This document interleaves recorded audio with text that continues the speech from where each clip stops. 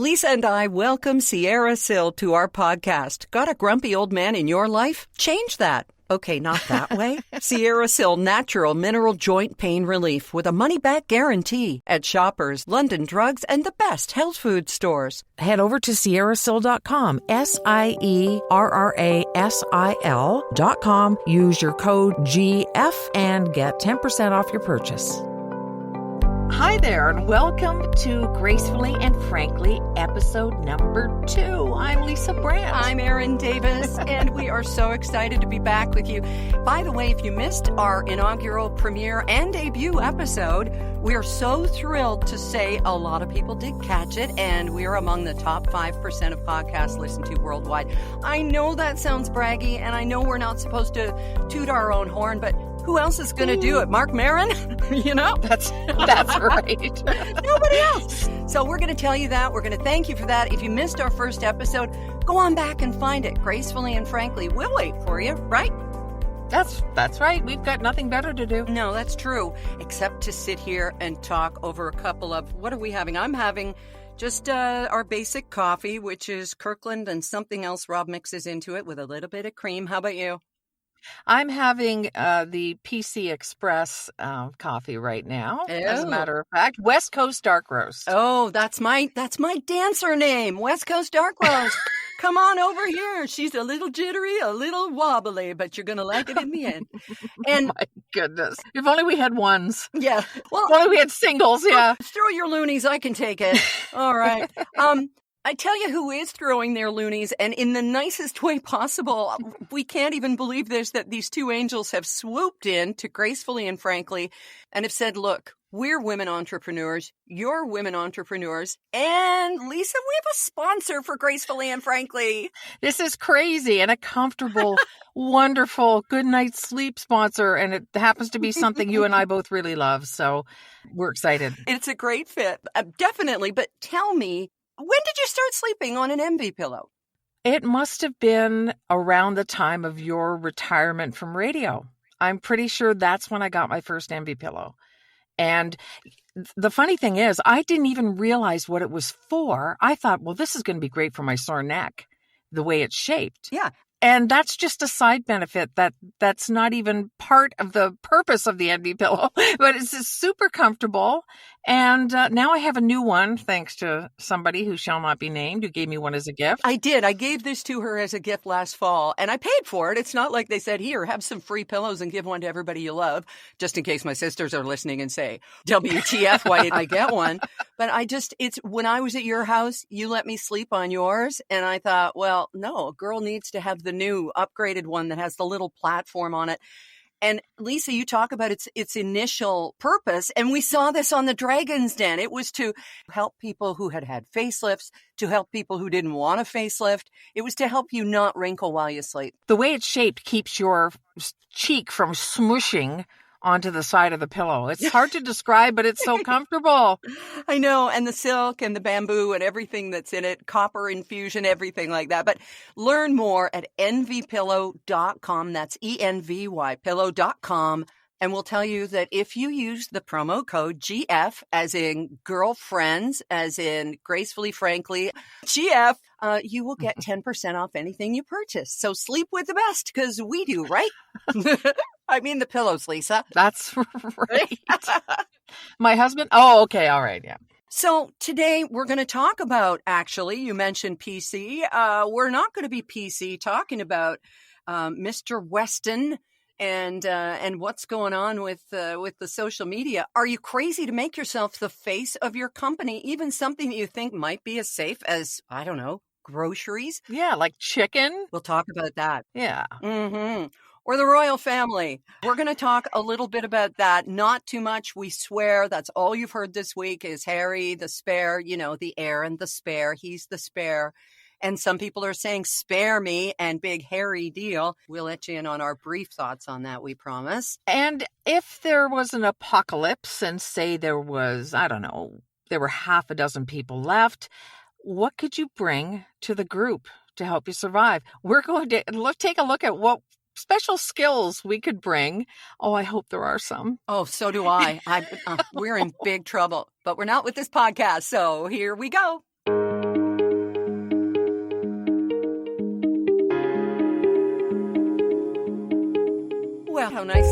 be with you sitting here with our cups of coffee and feeling pretty darn good. Oh my goodness, what a week it's been. Oh my goodness is right.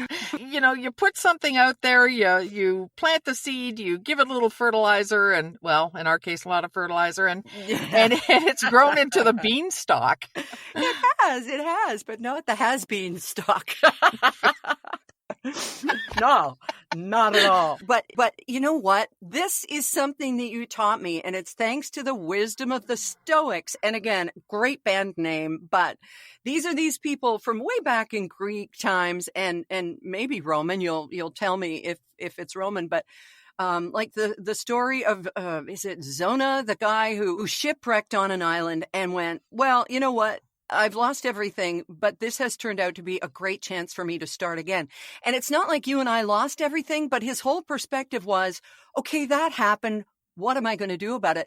And one of the tenets of Stoicism that Lisa taught me is that, you put it out there and forget about the consequences. Don't worry about the consequences. Chances are whatever it is you're worrying about or thinking is going to happen or predicting is not going to happen anyway. And I don't want to make it sound like I've got this, 100% and I'm striving toward it, right? This is something that I work on every day. And when most people think of Stoic, they think, oh, expressionless, emotionless, don't give yourself away, but it's not that at all. It's more about living in the moment, accepting your circumstances and going, all right, what am I going to do with this now?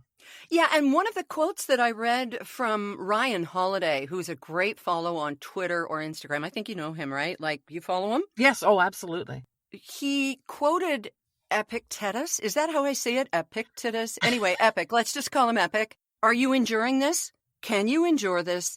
Then stop complaining. And I went, whoa. Yeah. Okay. If you ever said that to somebody, though, when they were having a bad day, they would never be your friend again, right? So you have to draw a line somewhere about how stoic and understanding you're going to be, right? Well, I think that's part of it too, is that, all right, you put out to the world your behavior and you model behavior rather than lecture anybody else on how to do it. So people see how you respond to things and they go, I don't have to lose my mind and freak out and call everybody and tell them what an awful boss I have or whatever it is. And I mean, we've all done it. We've all vented and done all those things. And I don't know that I'll ever completely stop, but it's the overall view that you take of your circumstances. This whole venture into Stoicism started with my husband narrating a book, Marcus Aurelius, his book. And we both really thought it was super cool and it got me diving in further. But I do have to tell you, Ryan Holiday has a bunch of different things on his site that you can buy and help his work and that kind of thing. And my husband bought me his cards, his challenge deck.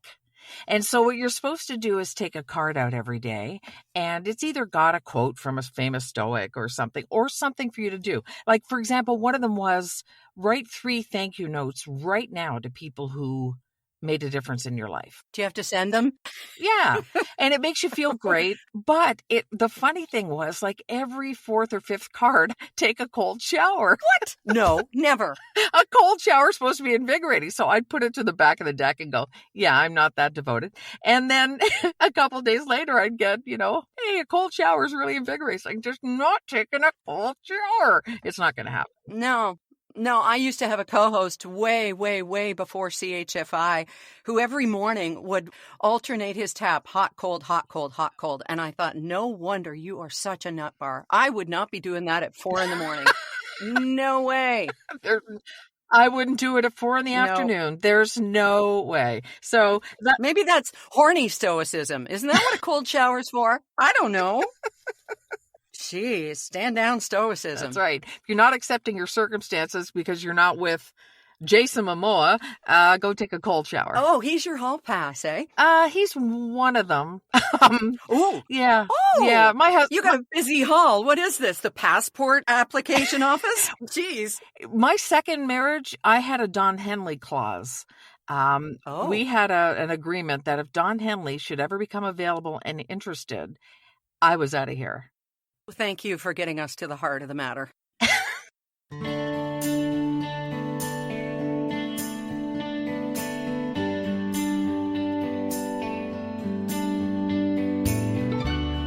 I think when we talk about Stoicism, the royal family is really sort of what you consider the stiffest of the upper lippest. And that has all just been blown out of the water, of course, with Harry's new autobiography, Spare. By the way, that book was ghostwritten by the guy who wrote The Tender Bar. And if you haven't seen that movie with Ben Affleck, it's brilliant. It's so good, this movie. You just can't believe it. The kid in it is fantastic. And it's an autobiography of this kid, and he wrote Harry's book. Wow, how'd you get that gig? My goodness. Yeah. Well, from being a great author. And you know what? Everybody's got their opinion on Harry and Meghan, and we're just not going to go there. I will say that watching the Netflix special, which I kind of went in with, oh, okay, I'll watch this, completely opened my eyes. And you and I, coming from media, we should know about the mass manipulation and just how horrific the British media are. It's like Fox News times 1 million in terms of their vitriol and their one-sidedness. And yeah, they're all in the royals' pockets, and everybody that the royals don't like gets a pretty bad smear. That's my take. The British media is the absolute worst, and Piers Morgan came from there. So say no more. The thing that I think about when I watch the Netflix documentary, when I see what's coming out about the book, is how are two brothers ever going to repair things? And that's what really kind of makes me sad, because ultimately, whatever family you grow up in, you want to have somebody who's got your back. And I don't know that they can get past this. It's pretty rough. Yeah, it does remind me just the slightest of the abdication of Edward VIII, with leaving everything for the woman I love, except that, you know, his whole thing with being a vast fan of Hitler and a Nazi sympathizer and everything that has come out to be true. Could not be less true for Prince Harry. And I really don't think he has the worst at heart for his family, but he's standing up for his wife. And, you know, but then again, we tiptoe into what people think of Meghan. And unfortunately, those opinions were formed initially by the British media. So we're not going to change any minds. Yeah. So shall we move on? Chicken breasts? Oh, pause. Chicken breasts. Our next topic. Darn my punctuation. The Segue by Thank Aaron you. Davis. Yes.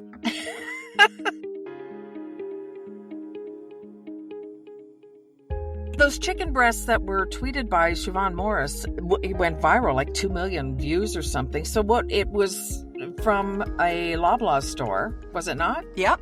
$37 Canadian for 5 chicken breasts. It's insane. How is a family, this is what concerns me, how someone's trying to feed a family with these ridiculous prices on groceries. And, you know, I took out a loan on a cauliflower. I have to admit, I got a really good rate. It was just under prime. Was it standard or automatic? No, it was automatic. Very nice. Yes. No, but all joking aside, it is really crazy. I mean, I got some groceries today, 3 bags, I think, and I wasn't buying, you know, truffles or anything. And it was $175. And you just look at it and go, oh my goodness, you know, and that's just the two of us we have nothing to complain about. We're not trying to feed a brood of children or anything, but oh my goodness, if you are. Yeah. And unfortunately, it's the good food, the vegetables and the fruits that are so often the most expensive. And they're really what we need to be feeding our families, is the good foods, not all the processed and the garbage, you know? Yeah. And yeah, that sounds judgy, but I have a lot of food issues. And that is one of them, is just that why it is so cheap to buy, you know, all of the processed stuff, and well, not cheap, but cheaper, let's say, than that 3-bedroom cauliflower that you just paid for. Or I'm mixing metaphors. It's supposed to be a V6 or a hybrid cauliflower. But anyway, it's all ridiculous. It is. And I was reading a piece in the New York Times because, you know, it's like graduating Yale. You have to mention it in every conversation when you read the Times. But no, there was a food economist, a professor from the University of Guelph, and he said that we love to hate our grocers, and we particularly love to hate, get this, Galen Weston. And I think that's part of the cost of being the biggest grocer, the great-grandson of the founder of the company, of course, and the part of the cost of being in your own ads. That was a big PR risk for him to be the face, right? Well, he's been the face so we're talking Galen Weston Jr., right? Mm-hmm. And he of course, was born with a silver cauliflower in his mouth or whatever. Yes, And yes. I looked up his compensation last year. It was around $5 million in stocks and everything else. And there he is talking to the poor people from up on high, and I include all of us in that, saying, we're going to hold prices on our stuff, and then people are going on social media with proof that they're not doing it. I used to have sympathy for the guy because I think it's not his fault he won the genetic lottery and was born into that family, but it's his fault that he put himself out front. He's not relatable. He doesn't connect with anybody.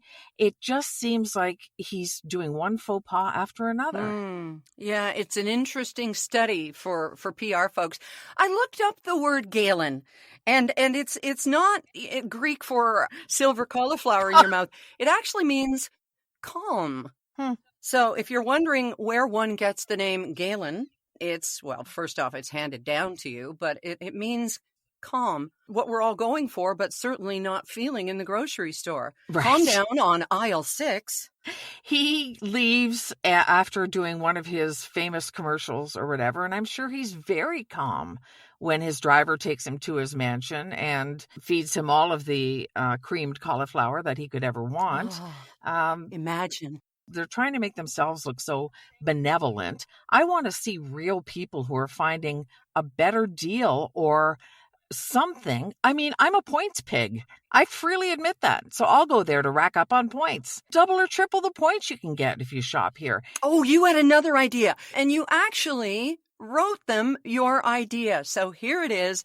Lisa Brandt has an amazing idea for the Weston companies. Tell us the idea and then tell us the reaction you got. Okay, so I was standing in line behind a guy one day, and he just looked very disgruntled when he was asked if he had an Optimum card. And me, being gruntled, had my Optimum app and was happy he asked if I could have his points, and the cashier said sure. And then I thought, geez, those points shouldn't really come to me. I earn enough of my own points. What if everybody who didn't have an Optimum card or app or whatever could donate those points to the charity of their choice? Say there were 100 charities that were approved by, the PC family, and you could say, yep, I want that to go to the Humane Society. Yep, I want that to go to hungry children or a food bank. Yeah, breakfast. Yeah. So they wrote back to me and basically patted me on the head and said, this isn't something we're going to pursue, but we really appreciate your interest in the Loblaw family of companies. Blah, blah, blah, blah. So then what do they do but come out and say they're going to donate points to Food Banks Canada? Well, good. You know that your prices are high and that people are really struggling right now. So you're helping out the food banks, which we know from having raised money for Daily Bread and so many others that they can stretch $1 till it screams. Whereas we might buy one thing, they can get 3 things for that same $1.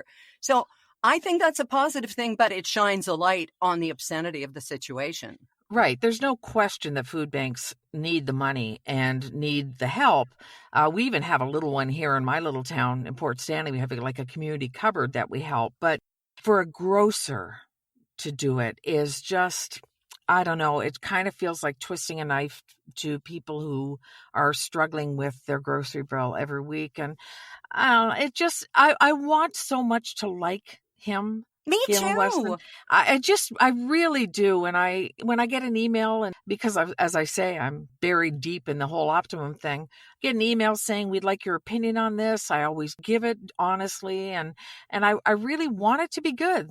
I want Canadian things to be good and helpful and to have their hearts in the right places.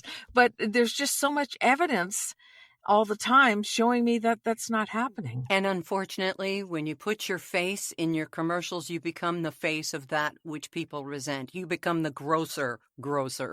Different spellings? Yeah. So true.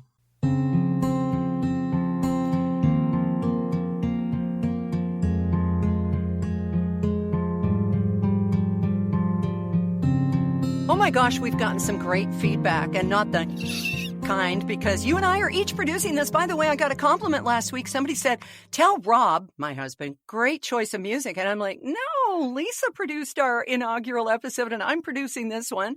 So if you hear some swearing that shouldn't have been left in, that's on me. We're going to be stoic about it. You be stoic too. But one piece of feedback we got was from somebody who had a great idea for a topic for us. And we're going to go with this because it's freaking brilliant. And it's been on my mind all week. You go ahead with it. All right. So the woman's name is Laura. And she said, what do you need as far as skills go during the apocalypse? Because she says, I'm a witty person. She's talking about herself. But that's not going to do me any good if there's like half a dozen of us left. So, what do we need to do to survive the apocalypse? And she feels she'd be useless if she was one of the ones left behind. Okay, so we're setting this scenario. I think I'm going to need some gloomy music. And there it is. 6 of us left on the earth. Right. Lisa, you and I, and Laura, we have to let her in because it was her idea. She's she insists on being part of the 3. Who are our other 3? You've already said Jason Momoa. I'm picking Roz Weston because I'm reading his book right now. Oh, I would pick Roz in a heartbeat. Great book. And I've always kind of had a thing for him. I think every living, breathing female does. Or male. Don't, That's you true. Want to share makeup and Roz. Okay. And then who's the 6th one? I have to choose my husband, Rob. I'm sorry, Derek. I got to choose Rob, although Rob and Derek are interchangeable because I think they can build or fix anything. You need that person. In this case, it's a male. Okay. But they're also older, though. They're over 60. We need young blood. We need, don't say Harry Styles either. I'm going to kick Momoa then because I want my husband there. And I think he... When you get your husband and I don't get mine. I thought you were bringing yours. No, we can't. They're too old. All right, then it's Jason Momoa and Harry Styles. Damn it, someone's got to entertain us. Oh, my God. And with Harry Styles, we get to share clothes. It's awesome. That's right. Okay. We've chosen our people. This is the problem. What skills do we have, Lisa? You go first. I'm scared. I have made a fire in history when all the elements are perfect and... Like what, a curling iron that got left next to a towel? No. Something like that. But no, someone has to be able to keep us warm, keep us sheltered, feed us. I mean, yeah. Did you watch the show Last Man on Earth? Did you watch any of that? Yes, I did. Okay, so Will Forte. Okay. So we can break into grocery stores because, everybody's gone, so it's not really... And I don't care about expiry dates, so I am the perfect candidate. I will try everything. There you go. So right? That's not going to be a problem, but building fires, getting In Last Man on Earth, they got the hydro back on. I just wouldn't know. I'd be electrocuted and that'd be it. There'd be 5 of you.